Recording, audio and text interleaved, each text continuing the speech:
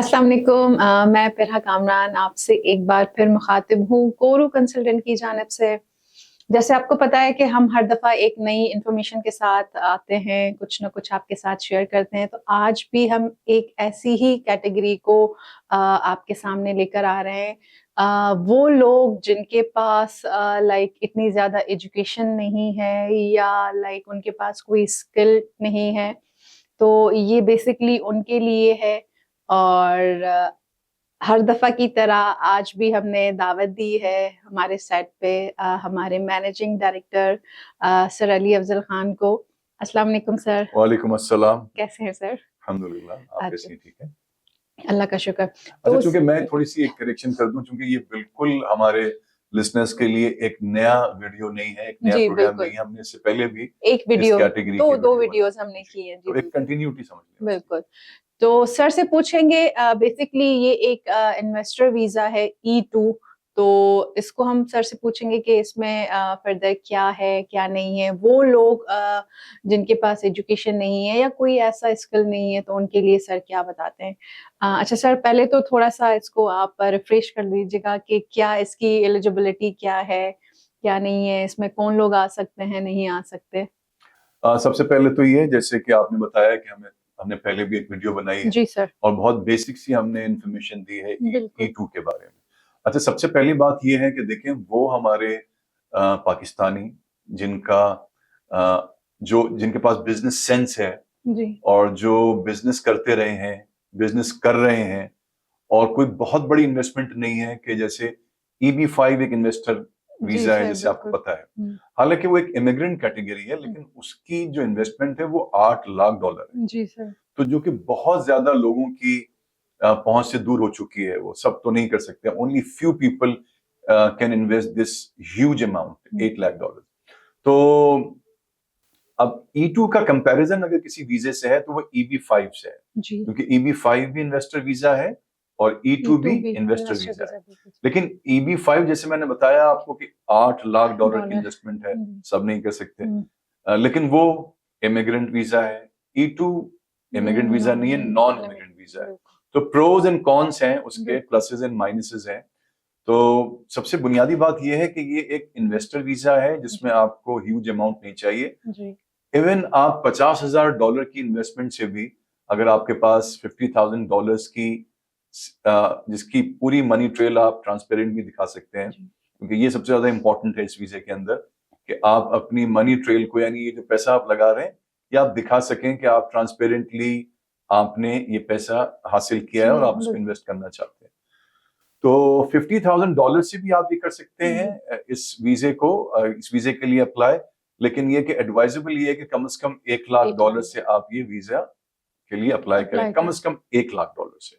अच्छा sir, let's suppose अगर किसी के पास एजुकेशन नहीं है, जैसे मैंने आपको बताया, या जैसे कुछ लोग होते हैं कि मतलब एक छोटा-मोटा बिज़नेस कर रहे हैं बट उनके पास इन्वेस्टमेंट का अमाउंट है लाइक 50 टू $100,000, तो वो क्या इसमें जो है इन्वेस्ट कर सकते हैं? लेकिन बिल्कुल कर सकते हैं। इसके अंदर उनकी कोई एकेडमिकली क्वालिफिकेशन नहीं नहीं चाहिए, चाहिए, ठीक। कोई उनको आइल्स नहीं चाहिए, बिल्कुल। इनको कोई वहां से कोई लेबर सर्टिफिकेशन या किसी किस्म की चीजें नहीं नहीं चाहिए, चाहिए। क्योंकि ये एक इन्वेस्टर वीजा है। जी। और इसके पीछे जो कॉन्सेप्ट ये है कि जब ये अब हमारे पाकिस्तानी इन्वेस्ट करेंगे, चाहे वो $50,000 करें, चाहे $75,000 करें, चाहे $1 लाख करें। वैसे बाय द वे, मैंने जैसे कहा, $1 लाख उनके लिए भी एक मतलब हमारी तरफ से एडवाइजेबल है बिल्कुल। कि कम से कम $1 लाख आप इन्वेस्ट करें, हुँ। क्योंकि वो भी at the end of the day उनके पास अगर 2 वीजे हैं, हुँ। राइट, और 2 कैंडिडेट हैं या 2 या 3 कैंडिडेट हैं, और उनमें से कुछ लोग करना चाहते हैं $50,000 और कुछ लोग करना चाहते हैं $1 1 लाख, लाख तो वो $1 लाख की तरफ ही जाएंगे, जाएँगे। क्योंकि उनकी कंट्री के अंदर इन्वेस्टमेंट होती है। तो बिल्कुल। That make sense.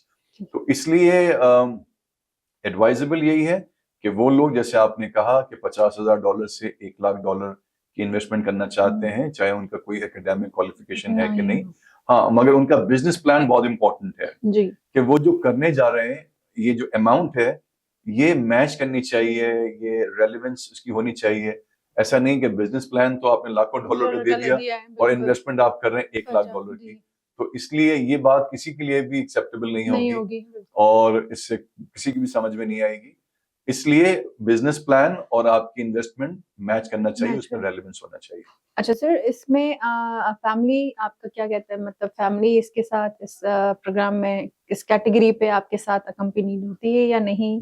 फैमिली इसके अंदर बिल्कुल इंक्लूडेड है ठीक है। और फैमिली का मतलब ये है कि आपके यानी आपके स्पाउसेस, यानी अगर प्रिंसिपल एप्लीकेंट खातून बन रही हैं तो उनके हस्बैंड, बिन- और अगर प्रिंसिपल एप्लीकेंट हस्बैंड बन रहे हैं तो उनकी wife. Wife Spouses are included in this visa category category or for this visa category, and also the children children which are under 21 years 21 of years age. old। तो ये एक बुनियादी बात है। तो ये एक फैमिली वीजा है।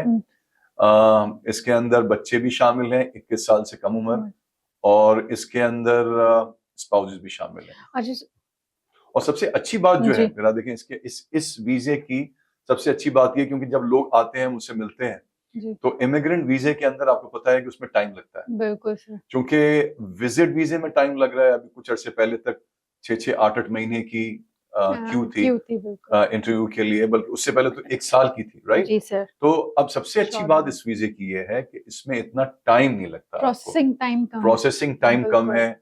आपको यूएससीआईएस को अप्रोच नहीं नहीं करना, करना पड़ेगा।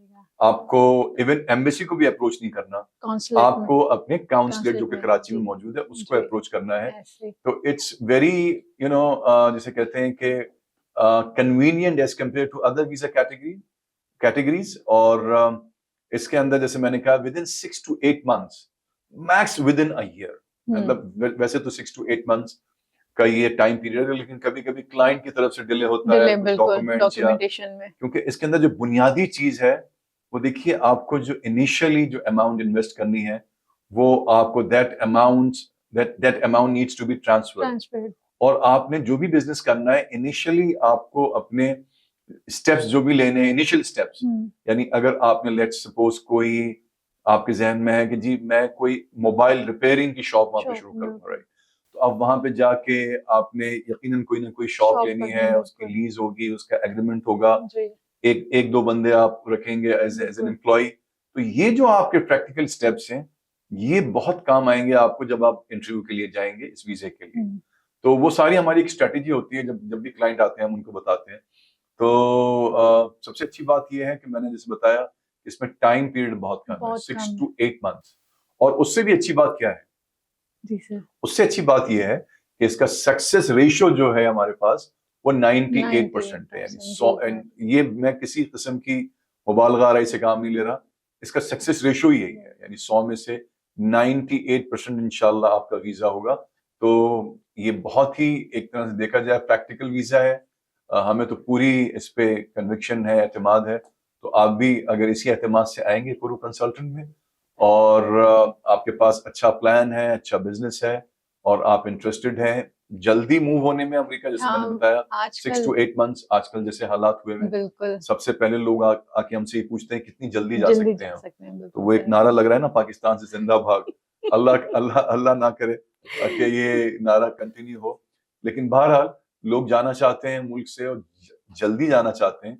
तो जल्दी जाने के लिए इससे बेहतर कोई कैटेगरी नहीं है, E2 कैटेगरी। अच्छा सर, इसमें आपने बताया कि जैसे फैमिली आपके साथ इंक्लूड होती है तो जी। उसमें कोई भी हो, चाहे प्रिंसिपल एप्लीकेंट वाइफ हो या हस्बैंड, तो जो भी प्रिंसिपल एप्लीकेंट के जो ऊपर लाइक डिपेंडिंग आपका स्पाउस होगा उनके लिए वर्क ऑथराइजेशन, वो क्या ओपन वर्क परमिट होता है, क्या होता है, मतलब वो ये कोई बहुत अच्छा क्वेश्चन किया आपने, बिल्कुल। देखिए कुछ कैटेगरीज ऐसी होती हैं जिसके अंदर जो स्पाउसेस का वर्क ऑथराइजेशन जो होता है जी वो नहीं होता, उसको रिस्ट्रिक्ट किया जाता किया है। जाता है बिल्कुल। लेकिन ये कि इस कैटेगरी के लिए इसके अंदर कोई रिस्ट्रिक्शन नहीं है, नहीं। और जितने भी स्पाउसेस हैं, all the spouses will have this opportunity or this right to work there legally। तो उनको वर्क ऑथराइजेशन मिलेगा वहाँ। मिलेगा, ठीक बिल्कुल है, ठीक ये है। भी एक अच्छा एक बेनिफिट है ये। चलिए सर, इसका एक और सवाल, जैसे आजकल हम EB2 में तो माशाल्लाह से नाम है हमारा, लेकिन EB2 में सब कुछ सही है, लेकिन एक बैकलॉग की वजह से जाहिर सी बात है वो जो हमारे क्लाइंट्स हैं वो थोड़ा सा पीछे हो जाते हैं। तो इसमें क्या कहते हैं आप, इस कैटेगरी में क्या EB2 की तरह कोई बैकलॉग या क्या है, मतलब इसका स्टेटस जैसे क्या है? जैसे मैंने पहले अर्ज किया कि जी। इसके अंदर कोई सबसे बुनियादी बात यह है कि E2 का कोई वीजा बुलेटिन नहीं है। नहीं है, क्यों बिल्कुल नहीं है? बिकॉज ठीक है। वीजा बुलेटिन उन वीजा कैटेगरीज के लिए है जिनका बैकलॉग है। बैकलॉग होता है, तो बिल्कुल। चूंकि ये उन कैटेगरीज में से है, जैसे और भी इवन इमिग्रेंट कैटेगरीज के अंदर जैसे IR1 है जो इमीडियन रिलेटिव्स 1 है, वन है, इमीडियन रिलेटिव 2 है, 2 यानी चिल्ड्रन ऑफ US सिटीजन या parents of US citizen, citizen, उनके लिए कोई बैकलॉग नहीं बैकलॉग है। नहीं है। इसलिए उनके वीजा बुलेटिन में उनकी कोई कैटेगरी है भी नहीं, हम्म, क्योंकि all the time through out the year the visa is available for available, them. ठीक तो इसलिए इसमें कोई बैकलॉग नहीं है हम्म, E2 के लिए, और इसमें visa throughout the year visa जी। अवेलेबल रहता है। जी तो मैं थोड़ा सा रिकैप कर दूं एक दफा, जी और सर, अगर कोई बिल्कुल। क्वेश्चन है तो आप कर लें। सर क्वेश्चन बस इसमें कोई एडवाइजेबल बिजनेस, मतलब जैसे यहाँ पे हमारे पास उनका तो जो क्लाइंट आते हैं उनका कोई एक्सपीरियंस नहीं होता, तो हम क्या सजेस्ट कर सकते हैं उनको, कौन सा बिजनेस सजेस्ट कर सकते हैं, और हमारा जो पास्ट एक्सपीरियंस है उसमें अगर हम अपना पास्ट एक्सपीरियंस उनके साथ शेयर करें तो फिर वो क्या होगा? देखिए, मेरा सबसे अच्छी बात तो ये है कि आप वही बिजनेस कंटिन्यू करें जी, जो बिजनेस में आप करते रहे हैं, करते रहें, बिल्कुल। जिसका आपके पास एक्सपीरियंस है, एक्सपीरियंस नॉलेज है आपके पास उसकी, एक तो सबसे बुनियादी बात तो ये है कि आप वही बिजनेस करें, राइट? ठीक है, लेकिन ये कि उसमें जरूरी नहीं है कि वो वहां के लिए इतना इनोवेटिव हो होगा, बिल्कुल। और इतना वहां पे हो। तो उसके लिए हम हमारी एक प्रोसेसिंग टीम इज जी। Always there to tell you कि कैसे उसको हम लोग बेहतर कर सकते हैं, कुछ उसको थोड़ा डिफरेंट कर सकते हैं। बिल्कुल। लेकिन सबसे बुनियादी बात यह है कि वही बिजनेस आप करें जो आप बिजनेस करते रहे यहाँ पाकिस्तान जिसमें में। आपका नंबर 1 बात ये हो गई। ठीक है। और नंबर 2 ये है कि उसके अलावा भी अच्छा, इसमें अच्छी बात यह है कि जरूरी नहीं है कि सिर्फ बिजनेस क्लास ही कर सकती है, यानी वो लोग जो बिजनेस का जिनका कोई बैकग्राउंड नहीं है वो भी अप्लाई कर सकते हैं इस वीजे के लिए। अच्छा सर, लेट्स सपोज कि किसी के पास जो है ना वो इन्वेस्टमेंट के लिए पैसे हैं, लाइक, तो लेकिन उनका एक्सपीरियंस नहीं है, तो वो भी इसको कर सकते हैं? वो भी कर सकते हैं, यही मैं कह रहा हूँ, वो भी कर सकते हैं इसको। अगर अच्छा, आपके, लेकिन अगेन आपके पास अच्छा बिजनेस प्लान होना चाहिए, बिजनेस प्लान, और वो वायबल होना चाहिए, बिल्कुल। प्रैक्टिकल होना चाहिए, इनोवेटिव होना चाहिए, हम्म, और आपकी जो इन्वेस्टमेंट उसके मुताबिक होना होनी चाहिए। चाहिए, बिल्कुल। तो वो लोग जिनका कोई बिजनेस का बैकग्राउंड नहीं, वो भी इस वीजे को हासिल कर सकते हैं। ठीक है सर, ये तो आपने पूरी इंफॉर्मेशन दे दी। जी अब मजीद आप कुछ E2 के बारे में जी, कुछ? बस मैं रिकैप कर दूं आखिर के अंदर, ये E2 visa is a non immigrant visa. This E2 non immigrant classification जो है ये allows a national of a country, allows a national of those countries which have signed a treaty of commerce and navigation with USA। तो सबसे बुनियादी बात तो ये है कि वो बहुत सारी कंट्रीज, यानी आपको जान के हैरत होगी इंडिया उन कंट्रीज में से नहीं है, यानी इंडिया E2 के लिए अप्लाई नहीं कर सकता, मगर पाकिस्तान कर सकता है। तो सबसे बुनियादी बात ये है कि ये वो कंट्रीज के लिए है जिन्होंने यूएसए के साथ अपनी ट्रीटी साइन की है। Pakistan is one of those countries which has signed a treaty of commerce and navigation with USA. तो उसका फायदा उठाएं, यानी कहीं कहीं हर चीज के, जैसे मैंने कहा, प्रोज एंड कॉन्स होते हैं। तो being a Pakistani you have this right to apply for this visa. Number 2, ये वीजा की सक्सेस रेशियो बहुत अच्छी है, ऑलमोस्ट 98% है। नंबर 3, आपको सालों इंतजार नहीं करना पड़ेगा, सालों इंतजार नहीं करना पड़ेगा इस वीजे के लिए, बल्कि ये visa all the time available, आपको विद इन 6 to 8 months में ये वीजा हो जाएगा। नंबर 4, ये आपका फैमिली वीजा है एक तरह से, आपके बीवी बच्चे जा सकते हैं। और नंबर 5, ये जान के एक और सरप्राइजिंग बात है फिर, और वो ये है कि बहुत सारे लोग ऐसे हैं जो वहां पे 20-20 साल से इस वीजे में, क्योंकि 2 साल के बाद ये सवाल भी बनता है कि 2 साल के बाद क्या होगा। तो after every completion of that 2 year this visa is renewed for another 2 years। ठीक, हर 2 साल की कंप्लीशन के बाद ये वीजा मजीद 2 साल के लिए रिन्यू होता है। और बहुत सारे लोग ऐसे हैं जो 20-20 साल से इस वीजे पे हैं, और वो जान करके परमानेंट रेजिडेंट नहीं बनते। क्यों? क्योंकि जैसे ही वो परमानेंट रेजिडेंट बनेंगे, उन पे एक सर्टेन अमाउंट ऑफ टैक्सेस जो हैं वो इम्पोज हो जाते हैं। So to cut down, to curtail the taxes, they remain, they want to be on this visa। तो वो इसी वीजे पर रहना चाहते हैं, बिकॉज इस तरह से वो अपने टैक्सेस बचा सकते हैं। तो बहुत सारे हमारे वो लोग जो बिजनेस पर्सन है, बिजनेस वाले, तो सोचते यही हैं कैसे अपने टैक्सेस को हम लोग कर्टल कर सकते हैं, बचा सकते हैं। तो ये दूसरी बड़ी अच्छी बात है इसकी। तो वो लोग जो समझते हैं कि वो बिजनेस तबके से ताल्लुक है उनका, और अगर नहीं भी है तो कोई अच्छा बिजनेस प्लान है, तो I think this is the best visa I can recommend to them for USA. Yes. अच्छा, तो थैंक यू सर। You're सबसे welcome. पहले You're तो welcome. अच्छा, सर ने इतना अच्छा ब्रीफ कर लिया, जो हमने पहले की वीडियोस बनाई थी उससे बहुत अच्छी, इसमें सर ने बहुत मतलब डिटेल कर दिया उसको। तो फर्दर E2 के हवाले से इंफॉर्मेशन चाहिए अगर आपको, तो डिस्क्रिप्शन में नंबर मौजूद है, आप हमें कॉल कर सकते हैं, व्हाट्सएप पे हमसे कनेक्ट हो सकते हैं। तो फर्दर इंफॉर्मेशन के लिए आप हमें कॉल करें। पेरा Kamran from Kourou consultant. Allah Hafiz. Allah Hafiz.